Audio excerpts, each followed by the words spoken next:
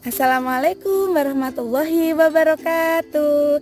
Alhamdulillah ketemu lagi dengan Budian hari ini dengan suasana beda ya. Tapi ingat pesan Budian, tetap semangat, tetap belajar dan tetap mengaji. Nah, hari ini Budian akan berbagi tentang IPA, yaitu tentang sumber daya alam. Nah, alhamdulillah anak-anak, negara kita, negara Indonesia adalah salah satu negara yang memiliki sumber daya alam yang berlimpah. Nah, apa sih sebenarnya sumber daya alam? Betul sekali, sumber daya alam adalah segala sesuatu yang berada di alam yang dapat dimanfaatkan oleh manusia untuk memenuhi kebutuhan sehari-hari. Nah, hari ini kita akan belajar yang pertama tentang apa saja sih sumber daya alam. Yang kedua, bagaimana sih cara manusia memanfaatkan sumber daya alam itu untuk memenuhi kebutuhannya. Perhatikan baik-baik ya anak-anak. Selamat belajar. Bismillahirrahmanirrahim. Yang pertama kita bahas adalah sumber daya air. Makhluk hidup sangat membutuhkan air. Air digunakan untuk minum, mandi, mencuci, memasak. Air juga digunakan oleh petani untuk irigasi. Selain itu, air digunakan juga untuk PLTA, yaitu pembangkit listrik tenaga air. Pada saat-saat tertentu, kita mengalami musim kemarau, sehingga banyak sumber air yang menjadi kering. Oleh karena itu, pada musim hujan, hendaknya kita dapat menampung air sebanyak mungkin, misalnya dengan reboisasi atau penanaman kembali hutan yang gundul. Dengan adanya hutan di permukaan bumi, ketika turun hujan, air hujan tidak langsung mengalir ke sungai, melainkan meresap ke dalam tanah sehingga mata air tidak cepat kering. Selanjutnya, sumber daya tumbuhan.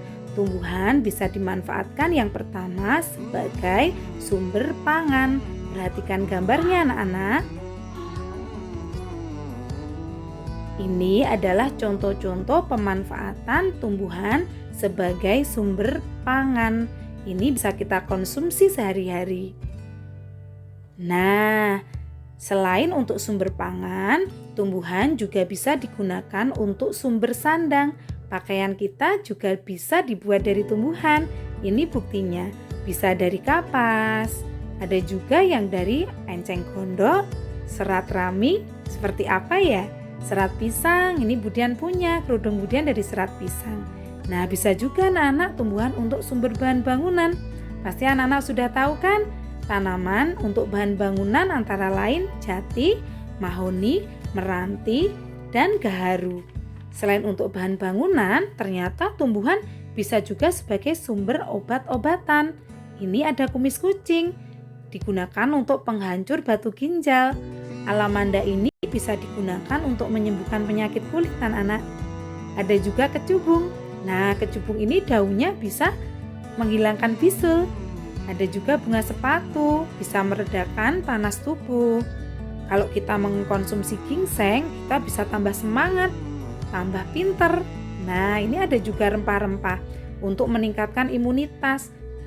Nah, sekarang ternyata tumbuhan juga bisa untuk tanaman industri. Ini contohnya anak-anak. Ada karet, ini untuk industri ban. Ada kelapa sawit, ini bahan baku dari minyak goreng. Kemudian di sini ada tembakau, ini bahan baku untuk pembuatan rokok. Nah, selanjutnya kita menuju ke sumber daya hewan. Ini adalah contoh-contoh hewan piaraan yang dikonsumsi oleh manusia sebagai sumber bahan makanan. Nah, kemudian untuk meningkatkan jumlah kebutuhan hewan konsumsi, dilakukan ini anak-anak, memberi makanan yang bergizi, memilih bibit unggul, menjaga kebersihan kandang dan lingkungan. Ternyata hewan selain untuk bahan konsumsi bisa sebagai alat kerajinan, itu contohnya. Domba digunakan untuk jaket dan karpet, kemudian tas dari kulit ular, lembu digunakan untuk kulitnya untuk jaket itu anak-anak, bisa juga untuk sepatu. Kemudian tanduk rusak digunakan untuk hiasan. Tapi kalau terus-menerus digunakan, maka berbagai jenis hewan akan musnah. Untuk itu kita perlu melakukan usaha perlindungan. Salah satunya dengan melindungi hewan dari perburuan, menentukan daerah suaka marga satwa, kemudian mengusahakan terjadinya perkawinan hewan. Suaka marga satwa di Indonesia di mana saja ya? Nih, yang pertama adalah di Pulau Komodo, Nusa Tenggara Timur. Ini melindungi hewan komodo. Kemudian orangutan dilindungi di Tanjung Puting, Kalimantan Tengah. Nah, kalau ini adalah badak bercula 1, dilindungi di Ujung Kulon, Banten. Selanjutnya sumber daya tanah, karena kita harus menjaga kesuburan tanah loh anak-anak. Caranya bagaimana? Nih, yang pertama, tanah harus selalu dibajak atau dicangkul agar tetap gembur. Kemudian tetap diberi pupuk agar tetap memiliki persediaan makanan. Kemudian reboisasi atau penanaman tanah yang gundul juga bisa menyuburkan tanah. Kemudian pembuatan teras sereng atau sengkedan. Kemudian penanaman dengan tumpang sari, menanam berbagai tanaman dalam waktu yang bersamaan. Yang terakhir contohnya adalah mencegah perladangan berpindah. Selanjutnya kita ke sumber daya barang tambang. Dibagi 3, ada mineral logam, bukan logam, dan bukan mineral. Contohnya yang mineral logam adalah emas, kemudian ada juga perak, digunakan untuk perhiasan ini anak-anak biasanya. Nikel, kemudian ada juga tembaga. Nah, selanjutnya contoh mineral bukan logam. Nah, ini ada batu kapur, kemudian ada juga pasir. Ini biasa digunakan untuk bahan bangunan.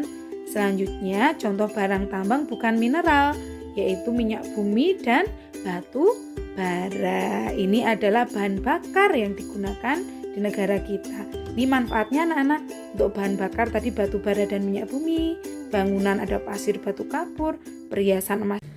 Alhamdulillahirrabbilalamin. Kita sudah selesai belajar tentang macam-macam sumber daya alam yang digunakan untuk memenuhi kebutuhan manusia, dari sumber daya air, sumber daya tumbuhan, kemudian sumber daya hewan, sumber daya tanah, sampai sumber daya barang tambang. Nah, sekarang tiba saatnya kita belajar tentang pemeliharaan dan pelestarian alam. Nah, anak-anakku, hutan dan sungai itu juga merupakan sumber daya alam. Hutan itu memiliki fungsi yang sangat banyak loh. Nah, ada yang tahu tidak apa sih sebenarnya fungsi hutan? Iya, salah satunya hutan itu digunakan untuk tempat menyimpan air. Kemudian yang kedua, hutan itu dapat menghasilkan kayu. Kemudian kayu-kayu itu bisa digunakan untuk bahan bangunan dan bisa juga digunakan untuk perabot rumah tangga. Selain menghasilkan kayu, hutan juga tempat hidup berbagai macam tumbuhan dan hewan. Hutan juga bisa digunakan sebagai tempat wisata. Merusak hutan sama artinya dengan merusak lingkungan. Anak-anak pernah melihat hutan yang rusak atau hutan yang gundul? Pernah? Iya, kenapa kira-kira itu bisa terjadi? Iya, benar sekali anak-anak. Hutan yang gundul biasanya disebabkan oleh ulah manusia. Mereka menebangi hutan terkadang untuk kepentingan pribadi atau untuk dijual memenuhi kebutuhannya. Nah, padahal hutan yang gundul itu menyebabkan kerugian yang sangat banyak. Salah satunya adalah terjadi banjir dan erosi. Nah, anak-anak, oleh karena itu, mari kita lestarikan hutan kita. Apabila ada hutan yang gundul, segera kita lakukan reboisasi. Kemudian sungai. Sungai itu juga merupakan sumber daya alam. Nah, sekarang sungai yang kotor itu juga bisa merusak lingkungan anak-anak karena menyebabkan pencemaran. Sungai yang kotor banyak sampah, selain menyebabkan pencemaran, sampah-sampah itu bisa menghambat, menyumbat saluran air sehingga bisa juga menyebabkan banjir. Oleh karena itu, bagaimana saja sih cara memelihara kelestarian alam. Yang pertama, jangan buang sampah, limbah industri ke sungai. Yang kedua, jangan menebang pohon sembarangan. Kemudian yang ketiga, jangan membangun rumah di resapan air. Nah, demikian ya yang bisa Budian sampaikan.